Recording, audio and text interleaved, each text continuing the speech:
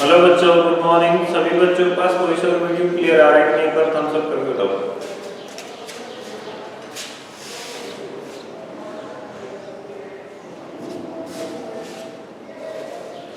ठीक है बच्चों, आज मौसम भी साफ है तो आई थिंक किसी को कोई प्रॉब्लम नहीं आएगी वीडियो में, वॉइस में। बार बार ये प्रॉब्लम आती रहती है आपकी वॉइस वीडियो तो आज शायद नहीं आएगी क्योंकि मौसम जो है क्लियर है एकदम, तो आपका नेटवर्क भी सही आएगा शायद। हमारा तो अच्छा ही रहता है। तो बेटे आज हम पढ़ने वाले हैं हमारा चैप्टर नंबर 4। ठीक है बच्चों, बिकॉज हमने एक्सरसाइज 3 कल कंप्लीट कर ली थी बच्चे, तो आज हम 4th एक्सरसाइज स्टार्ट करेंगे जिसका नाम है बेसिक ज्योमेट्रिकल आइडियाज। चैप्टर 4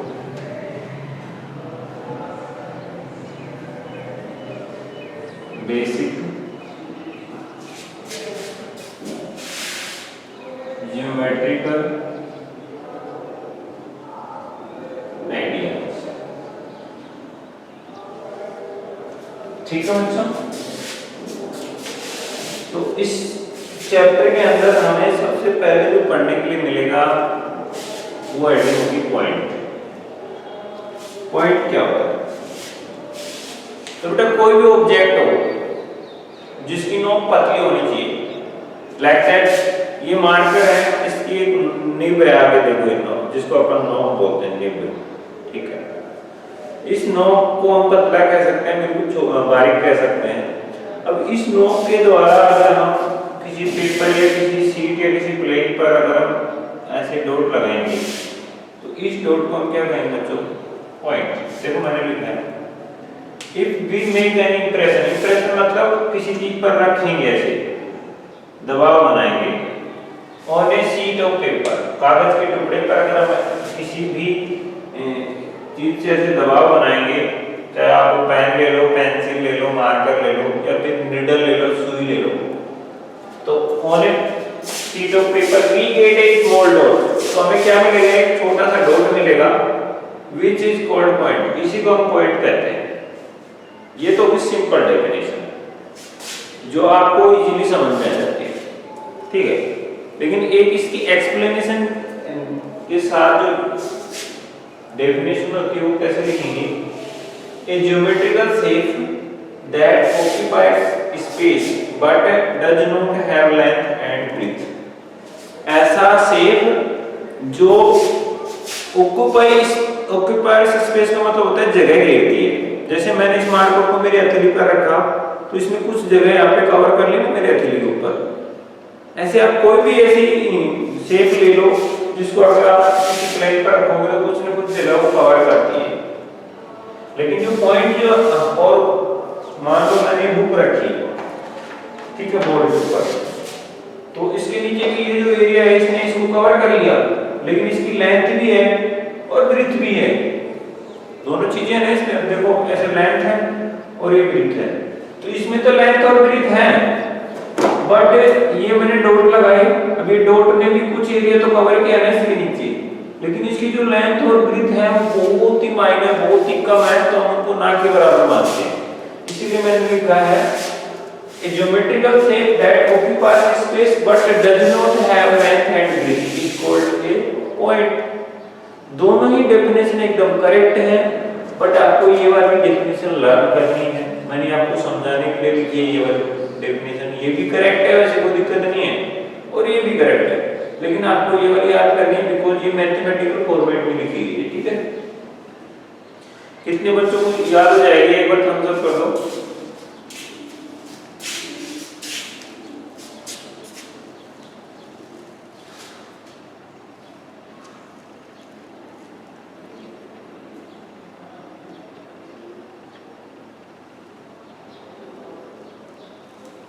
बेटा इसका एरिया नहीं निकाल रहे अपन, हम सिर्फ ये बता रहे हैं कि इसमें लेंथ और ब्रीथ है कि नहीं। अब बात आती है लाइन सेगमेंट की। तो जब बेटा हम 2 पॉइंट को आपस में मिला देंगे तो वो जो स्ट्रक्चर बनेगी उसको लाइन कहेंगे। जैसे एक पॉइंट ये है और एक पॉइंट ये है, इन दोनों को मैंने मिला दिया, तो ये जो स्ट्रक्चर हमारे पास मिली ये वाली, ये, इसी को हम क्या कहते हैं बच्चे, लाइन सेगमेंट। ठीक है, इसमें क्या लिखोगे, the joining structure of two fix point. ठीक है,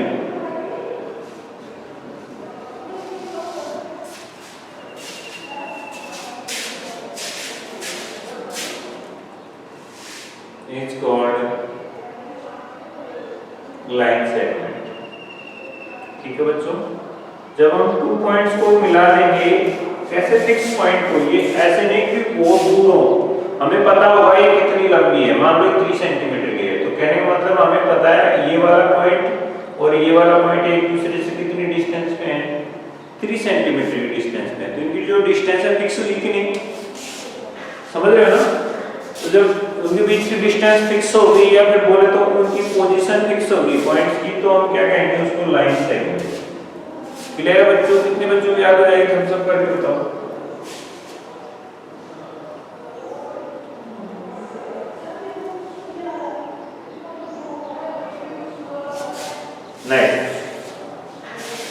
लाइन सेगमेंट हो चुका है। इसके बाद हमारा जो नेक्स्ट टॉपिक आता है मेरे बच्चे, वो आता है types of line. Types of line. तो सबसे पहली लाइन आएगी स्ट्रेट लाइन। स्ट्रेट लाइन कौन सी आएगी बच्चों, इनका स्क्रीनशॉट ले लिया, तो मैं ज्यादा देर नहीं रुकने वाला, जैसे आपको मौका मिलता है आप इसका स्क्रीनशॉट ले लो, ले लो इसका स्क्रीनशॉट, नीचे वाले को ले लो।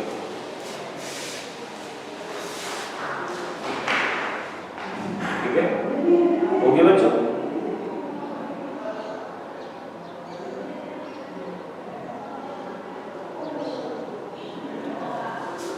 चलिए अगली हेडिंग है हमारी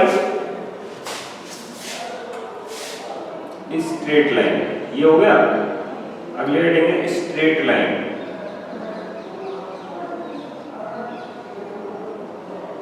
क्या बोलेंगे इसको, स्ट्रेट लाइन। ठीक है,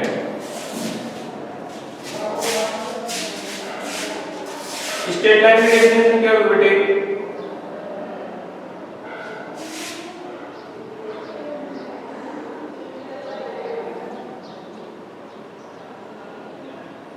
if a line runs in a fixed direction,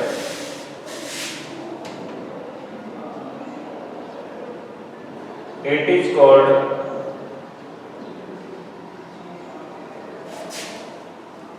straight line. क्या कैसे मतलब समझो एक बार। जैसे मान लो यहाँ से हमारी एक लाइन जा रही है इधर, तो इधर ही चलती रहेगी, घूमेगी नहीं। अरे एक ये लाइन है, एक ऐसे गई फिर ऐसे घूमती हुई नीचे आ गई। ये लाइन स्ट्रेट नहीं है, बिकॉज इसकी डायरेक्शन पहले ऐसे थी फिर ऐसे हुई और अब कैसे हुई, नीचे की तरफ होगी, तो ये स्ट्रेट लाइन नहीं है। जबकि इसको देखो ये इधर चल रही तो अभी भी इधर ही चल रही है लाल तक, तो एकदम सीधी जा रही है। तो जो लाइन एकदम सीधी जाएगी, एक ही डायरेक्शन में जाएगी, वो कैसी लाइन होगी बेटे, स्ट्रेट लाइन। कितने बच्चों को समझ में आया, हम सब करो।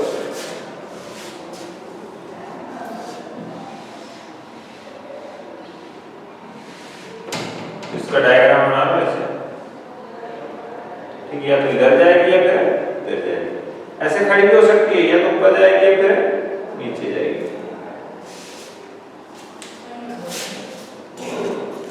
एक बार इसका स्क्रीनशॉट ले लो।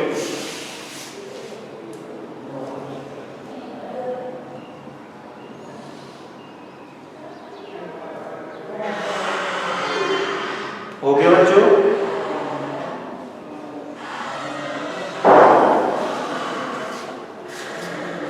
अगला टॉपिक है हमारा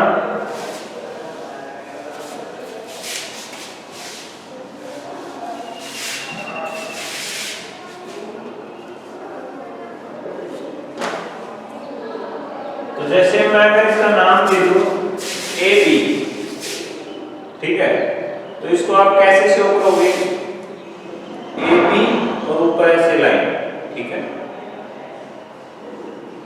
ऐसे, ठीक है बच्चों।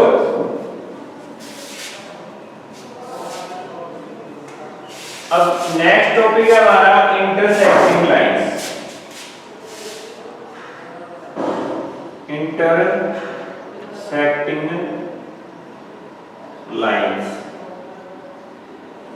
इंटरसेक्टिंग लाइंस क्या होती है, देखो एक बार, एक ये लाइन जा रही है इस डायरेक्शन में और एक ये लाइन जा रही है इस डायरेक्शन में, तो ये दोनों लाइन किसी एक पॉइंट पर एक दूसरे को क्रॉस करती हैं। क्या करती हैं बच्चों, क्रॉस करती हैं। ऐसे भी हो सकता है, एक ऐसे जा रही है और दूसरी ऐसे जा रही है, तो भी क्रॉस कर रही है, देखो। तो ऐसी सिचुएशन में क्या लाइन एक दूसरे को क्रॉस करती है, क्या करती है बेटे, क्रॉस करती है, तो उनका एक पॉइंट कॉमन हो जाता है, क्या लिखोगे, the two lines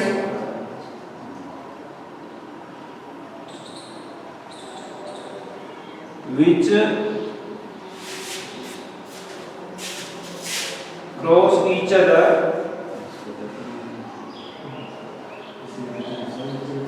on a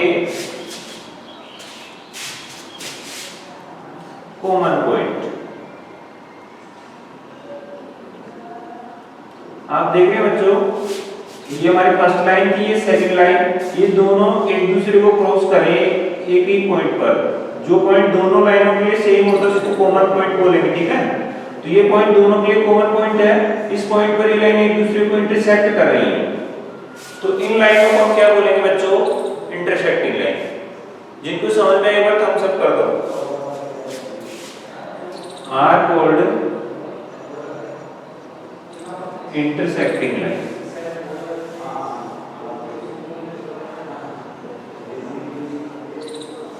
clear बेटा, इसका स्क्रीनशॉट भी ले लो बच्चों, मैं साइड में करता हूं।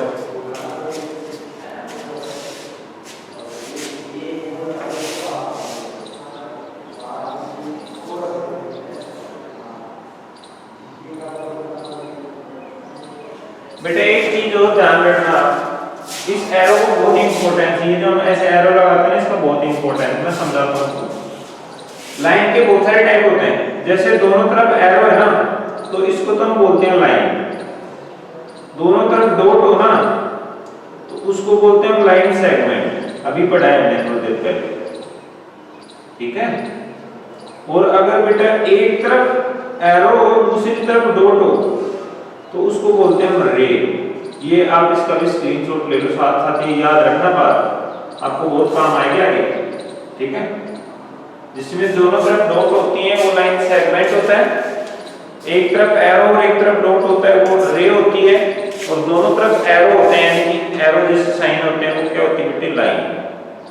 तो ये चीज याद रखना आप लोग, है ना, इसके स्क्रीनशॉट ले लो। आपसे पूछा जा सकता है कि ये क्या है, ठीक है ना।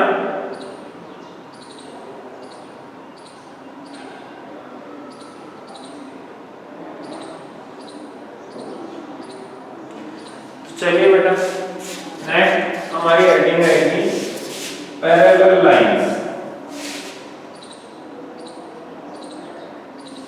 क्या रहेगी बच्चों, parallel lines.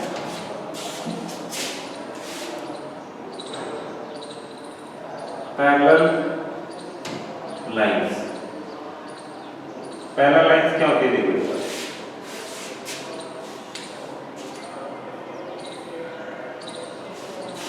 two lines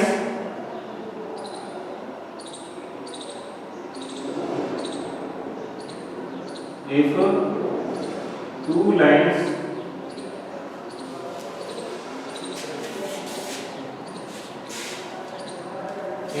lines do not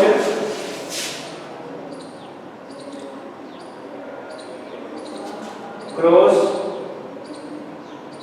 each other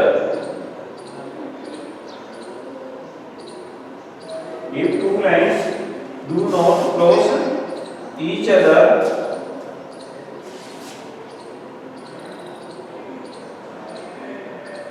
and extend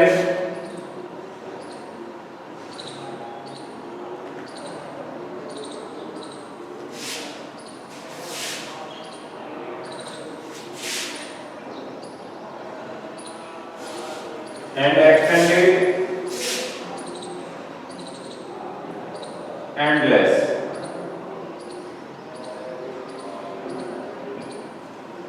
are called parallel lines.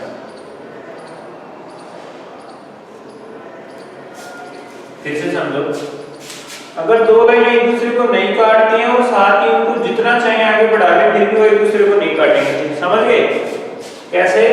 एक लाइन ये जा रही है और दूसरी लाइन इसके साथ में जा रही है। अब आप देख रहे हो तो चाहे कितना ही आगे बढ़ा लो एक दूसरे को क्रॉस नहीं करेंगे।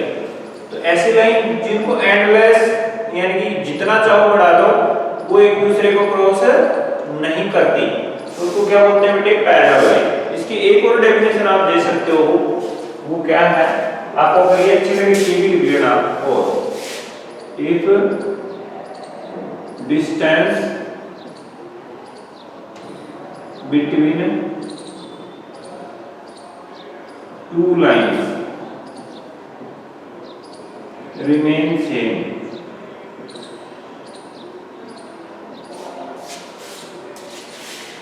at every point are called parallel lines.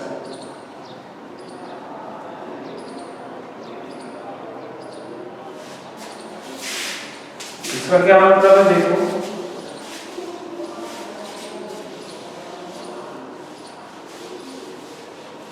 मान लो बेटा ये लाइन जा रही है और इससे 5 सेंटीमीटर डिस्टेंस पे दूसरी लाइन जा रही है, तो आप चाहे कहीं पर भी मेजर कर लो, इनके बीच का गैप अगर सेम रहेगा, कितना? यहाँ पे 5 है तो लास्ट तक जितना आगे बढ़ाओ कितना रहना चाहिए? सेम, यानी कि 5 ही रहना चाहिए। अगर ऐसी कंडीशन है तो इन दोनों लाइनों को भी हम क्या कह सकते हैं? Parallel lines. तो अगर आपको फर्स्ट वाली डेफिनेशन अच्छी लगी तो 1 कमेंट करो, और अगर सेकंड वाली अच्छी लगी तो 2 कमेंट करो।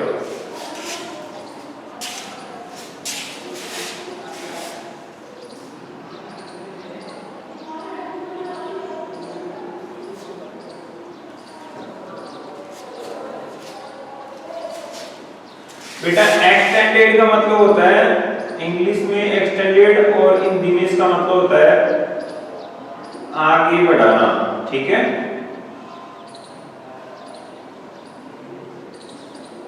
मतलब आपने कभी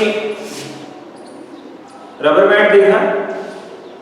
वो स्टार्टिंग में छोटा होता है लेकिन जब भी हम उसको ऐसे खींचते हैं तो बड़ा हो जाता है।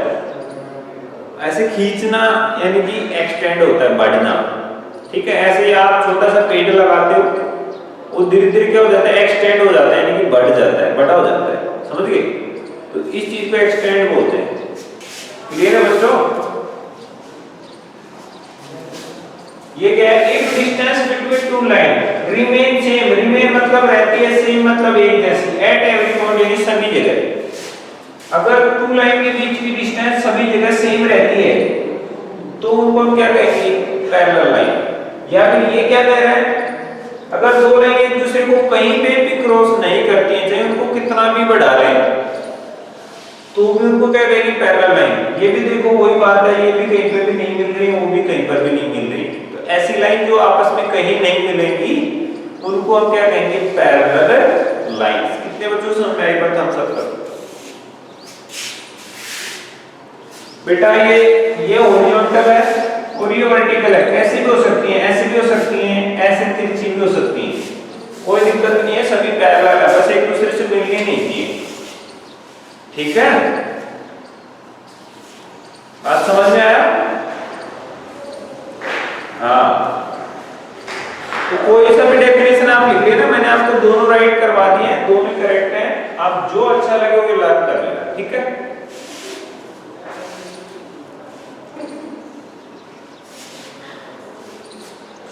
मैं इसको इरेज कर रहा हूं बेटे।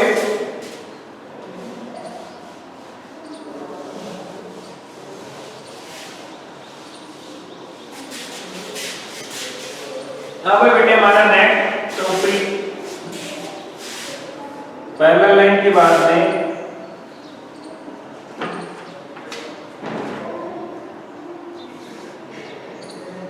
रे।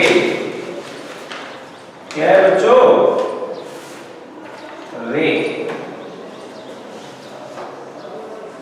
तो रे क्या होती है?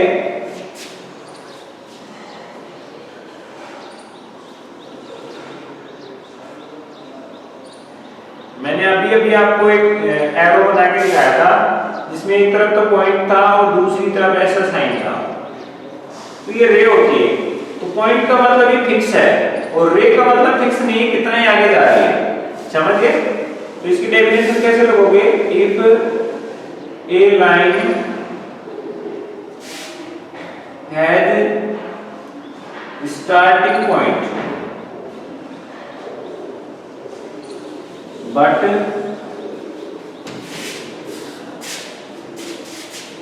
does not have ending point is called a ray.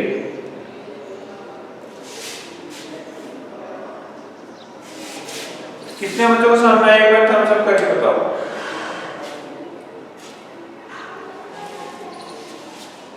क्या कैसे कहोगे? अगर हमें कोई लाइन दी है और उसमें एक तरफ पॉइंट है दूसरी तरफ एरो है तो हम समझ जाएंगे रे है। लेकिन डेफिनेशन कैसे देंगे? ये जहां से स्टार्ट हो रही है वो तो हमें पता है, लेकिन एंड कहां पे होगी कोई पता नहीं। फॉर एग्जांपल आप कभी सन को देखे हो, देखते हो ऊपर चमकता है सुबह दोपहर शाम को, तो उस सन से जो लाइट निकल रही है वो किस फॉर्म में आ रही है? हमारे पास रे के फॉर्म में आ रही है। वो सन से स्टार्ट हो रही है बट वो कहां जा रही है उसका किसी को पता नहीं।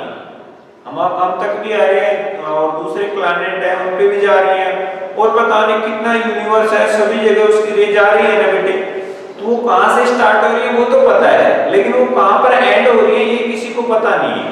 कहने का मतलब ऐसी लाइन जिनका स्टार्टिंग पॉइंट तो होता है बट एंडिंग पॉइंट नहीं होता, उनको हम क्या कहेंगे बच्चों? रे। कितने बच्चों को समझ में आएगा? थम्स अप करो।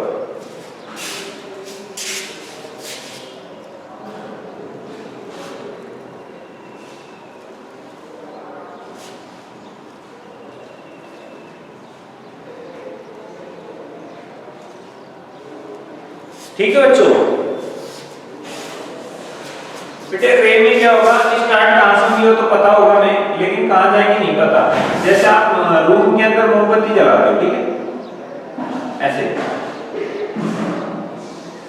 तो मोमबत्ती से कुछ लाइट निकलती है इस टाइप से, तो वो कहां से स्टार्ट हो रही है वो तो हमें पता है, ये मोमबत्ती से स्टार्ट हो रही है, लेकिन इसकी रे चारों तरफ फैल जाती है और हमें नहीं पता है कहां तक जा रही है। बिकॉज मोमबत्ती को उजाला यानी उजाला बोले तो लाइट हमें दिखती रूम के अंदर है, लेकिन हम मोमबत्ती को काफी दूर से भी देख सकते हैं। कहने का मतलब उसकी लाइट कहीं ना कहीं दूर तक भी जा रही है। मोमबत्ती जलती हुई दिख जाती है ना तेरे में दूर से भी, समझ रहे हो ना? तो लाइट की जो रेज है उनका पता नहीं है वो कितना दूर जा सकते हैं, लेकिन वो कहां से निकल रहे हैं ये हमें पता होता है। समझ गए? तो जिनके बारे में हमें पता है वो कहां से निकल रहे हैं, यानी कि स्टार्टिंग पॉइंट तो होता है लेकिन एंडिंग पॉइंट नहीं होता, उनको हम रे कहते हैं। अब क्लियर हो गया? इसके बाद मैं रिपीट नहीं करने वाला, ठीक है?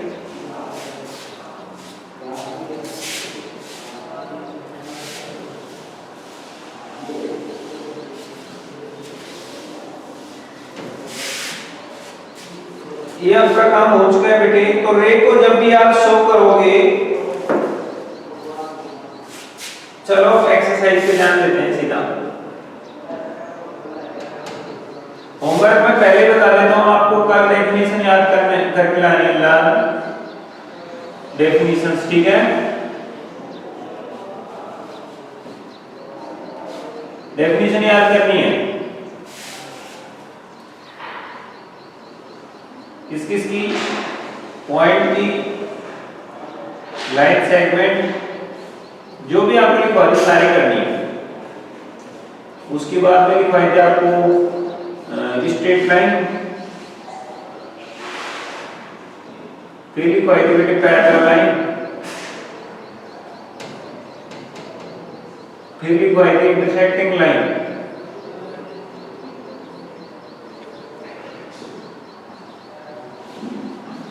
फिर लिखवाई थी रे, और रे पे आपकी डेफिनेशन खत्म होती है। ये सभी डेफिनेशन आपको याद करके आनी है। एक्सरसाइज 4.1 का क्वेश्चन नंबर फर्स्ट देखो बेटे, इसमें कह रहा है right points where two lines intersect each other.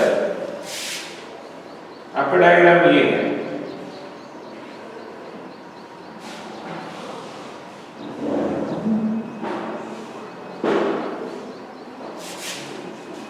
यहाँ पे A है, यहाँ पे B है, और यहाँ पे क्या है बच्चों C। तो आप नीचे लिखोगे इंटरसेक्टिंग पॉइंट्स, इंटरसेक्टिंग पॉइंट्स। बताओ कहाँ पे इंटरसेक्ट कर रही है लाइन एक दूसरे को। A पर भी देखो ये वाली और ये वाली लाइन दोनों एक दूसरे को कट कर रही है, B पर भी देखो ये वाली लाइन और ये वाली लाइन कट कर रही है, और C पर भी देखो बेटे ये लाइन और ये लाइन एक दूसरे को कट कर रही है। तो आप क्या करोगे A, B, C, तीनों पॉइंट्स पे है तो तीनों लिख देंगे। कितने बच्चों से मैं एक बार थम्स अप करूं। जिस पॉइंट पर लाइन एक दूसरे को कट करेंगी वही पॉइंट हमारा इंटरसेक्टिंग पॉइंट होगा, समझ गए। तो आप देख रहे हो ये दोनों लाइन आपस में कहां कट कर रही है, C पर। ये वाली और ये वाली लाइन कहां कट कर रही है, A पर। ऐसे ही ये दोनों लाइन कहां पे कट कर रही है, B पर। तो A, B और C तीनों पॉइंट्स पर भी जो लाइन है एक दूसरे को ऐसे क्रॉस कर रही है, समझ गए। नेक्स्ट क्वेश्चन, इसमें बताओ बच्चों इंटरसेक्टिंग पॉइंट बताओ।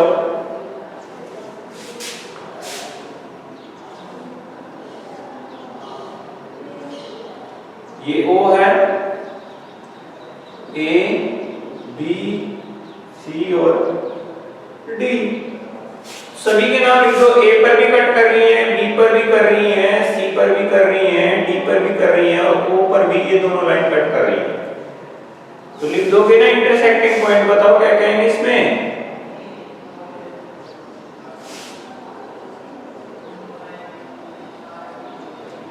A, B, C, D, O।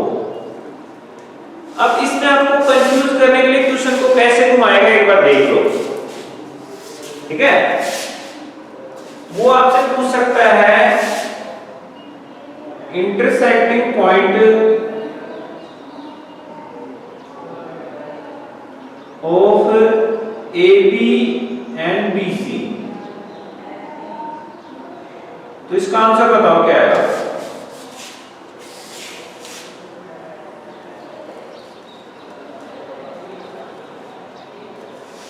जल्दी कमेंट बॉक्स में बताओ सर।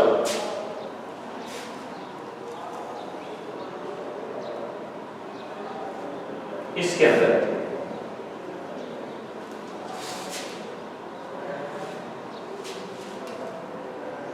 कमेंट करो, इन दोनों का इंटरसेक्टिंग पॉइंट क्या होगा।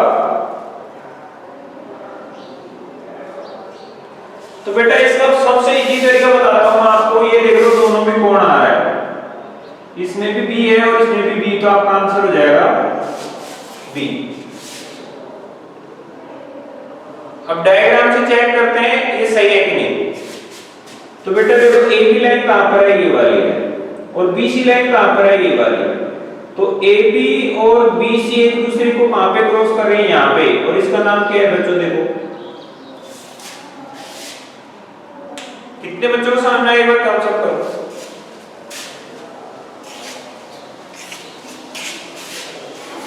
तो ऐसे कंफ्यूज कर सकता है वो, आपको क्वेश्चन को घुमा सकता है एग्जाम के अंदर, तो आप समझ जाना ना। कितने बच्चे समझ जाएंगे कमेंट करके क्लियर लिखो बेटा।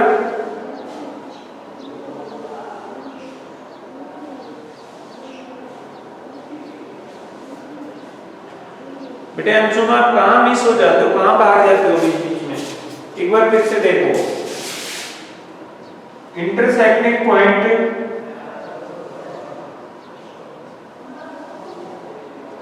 Of A B and A C. जल्दी से आंसर कमेंट करो। सभी बच्चे आंसर कमेंट करो बेटा।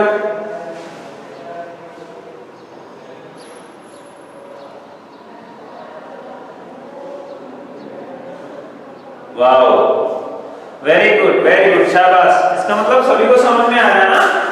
तो हम बिना डायग्राम बनाए भी कह सकते हैं, देखो इसमें भी ए है, इसमें भी है, तो दोनों में जो चीज हुई वो हमारा आंसर होगा ए।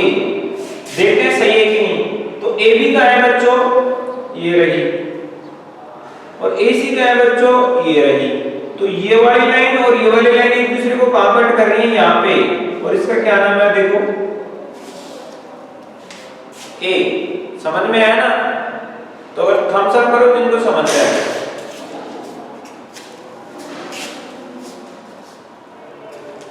क्लियर है बच्चों? Very nice. अब मैं इसमें से कुछ क्वेश्चन पूछूंगा आपसे।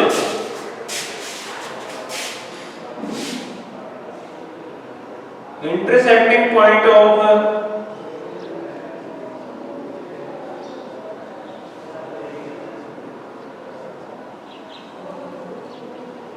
AD एंड BC, जल्दी बताओ। ये आपको और भी ज्यादा कंफ्यूज करेगा ना।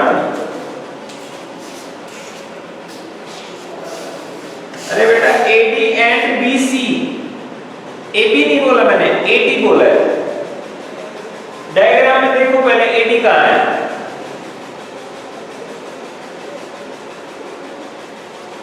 सभी बच्चों का आंसर रॉन्ग आ रहा है अभी तक।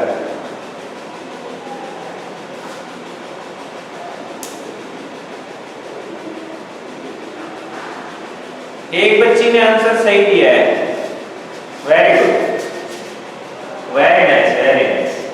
तो कभी कभी हमें ऐसे भी कंफ्यूज कर सकता है। अब हम देख रहे हैं बेटे यहाँ पे AD है और यहाँ पे BC, कोई भी कॉमन नहीं दिख रहा है, तो हमें नेम से पता नहीं चलता है कि इनके इंटरसेक्टिंग पॉइंट क्या है। तो फिर डायग्राम में जाएंगे। तो AD देखो बेटे, ये वाला लाइन है AD, और BC कौन सी लाइन है, ये वाली। तो ये दोनों एक दूसरे को कहां पे क्रॉस कर रही हैं, O पर। तो हमारा इसका आंसर होगा O। जिन बच्चों को समझ में एक बार थम्स अप करो।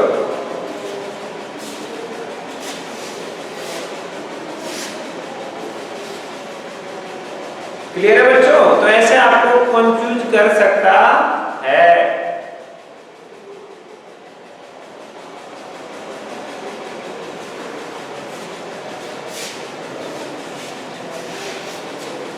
एक बच्चे का क्वेश्चन है कि AB और CD के लिए क्या होगा ना।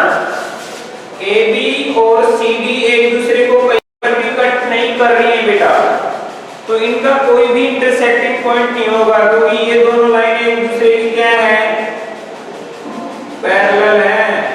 और आपको पता है पैरेलल लाइन कहीं पर भी नहीं काटती एक दूसरे को। मैंने लिखा है डेफिनेशन में, if two lines do not intersect each other, जब दो लाइन एक दूसरे को नहीं काटेंगी तो पैरेलल होंगी। हम देख रहे हैं यहाँ पे AB और CD एक दूसरे को नहीं काटेंगे, कहीं पर भी सीधी जा रही है ना, तो इनका कोई इंटरसेक्टिंग पॉइंट नहीं होगा। समझ गए? क्लियर है बच्चों? हाँ। तो आज हमने एक्सरसाइज 4.1 का क्वेश्चन नंबर फर्स्ट किया है बच्चों। नेक्स्ट क्वेश्चन भी कर लेते हैं, अभी हमारे पास काफी टाइम बचा हुआ है क्लास का। काफी तो नहीं है, बट 5 मिनट्स है हमारे पास, ठीक है। तो may be one question complete हो जाएगा। मैंने पहले होमवर्क दे दिया है, कोई इश्यू नहीं है। जिस बच्चे ने होमवर्क पे ध्यान नहीं दिया फिर से नोट कर सकता है, मैंने छोड़ रखा अभी तक।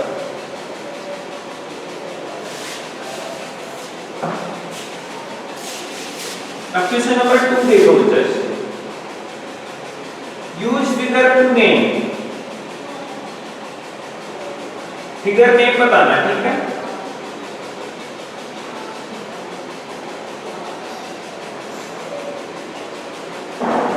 तो फर्स्ट में क्या है बेटे,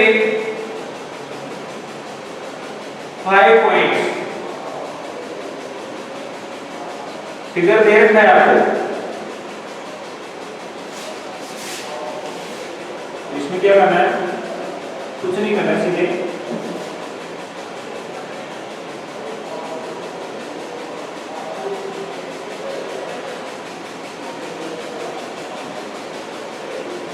फिगर को यूज करके हमें इनके आंसर देने हैं। 5 पॉइंट्स के नेम देने, एक लाइन का नाम बताना है और बेटे 4 रेंज के नाम बताने हैं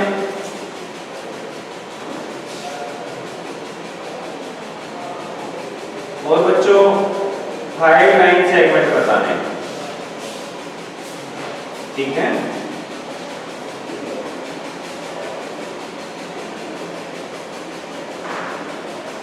तो एक बार ध्यान दो, गौर करना, जिस पर ऐसे एरो होंगे वो उनको हम लाइन नाम देंगे। ठीक है, जिस पर एक डॉट होगा फिर एरो होगा उसको हम क्या कहेंगे, रे, और जिसके दोनों तरफ डॉट होंगी उसको हम कहेंगे बेटे लाइन सेगमेंट।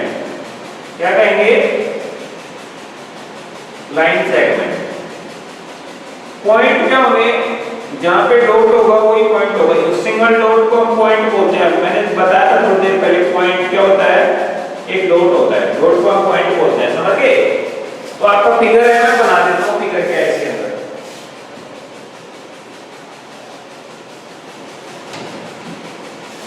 ऐसा फिगर है,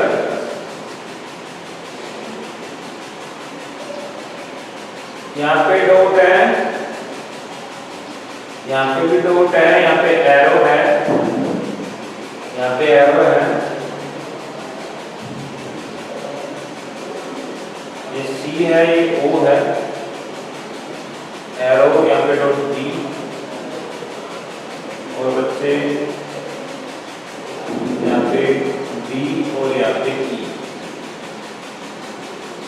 ठीक है, क्लियर है बच्चों।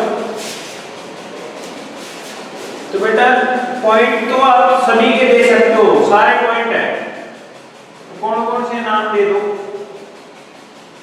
तो पॉइंट्स हो जाएंगे, बी भी पॉइंट है, सी भी है, डी भी है और ओ भी है और ई भी है बच्चों, सभी पॉइंट है। देखो सभी पे डॉट लगी है, बी पर डॉट है, सी पर भी है, डी पर भी है, ई पर भी है और ओ पर भी डॉट है। ये सारे पॉइंट हो गए, जिनको समझ में एक बार थम्स अप करो।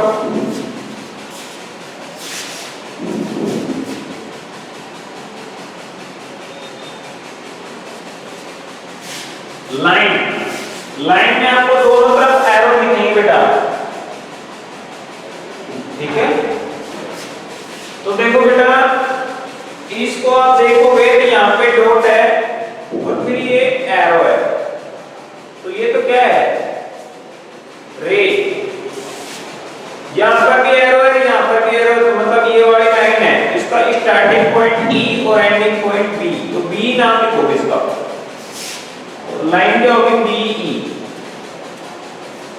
समझ गए। देखो दोनों तरफ एरो इसमें ही है सिर्फ, इसमें यहाँ पे ई और लास्ट में बी है, तो लास्ट और उसको वाले लिखते, बीच वाले नहीं लिखते। क्या नाम लिखोगे इसका, बी ई लिख दो या फिर ई भी लिख दो, कोई फर्क नहीं पड़ता, उल्टा सीधा लिखने से। 4 रे लिखनी है, तो आप इसको यहां से स्टार्ट करो, यहाँ पे एंड करो, तो इसका नाम होगा ओ बी। यहां से स्टार्ट करो, यहाँ पे एंड करो, एरो जा रहा है आगे, तो ये हो जाएगी ओ सी। यहाँ पे स्टार्ट करो, यहाँ पे एंड करो, तो ये हो जाएगी ओ ई। अगर डी से स्टार्ट करो और ई की तरफ एंड करो तो हो जाएगी डी ई। बात समझ में आई तो थम्स अप करो।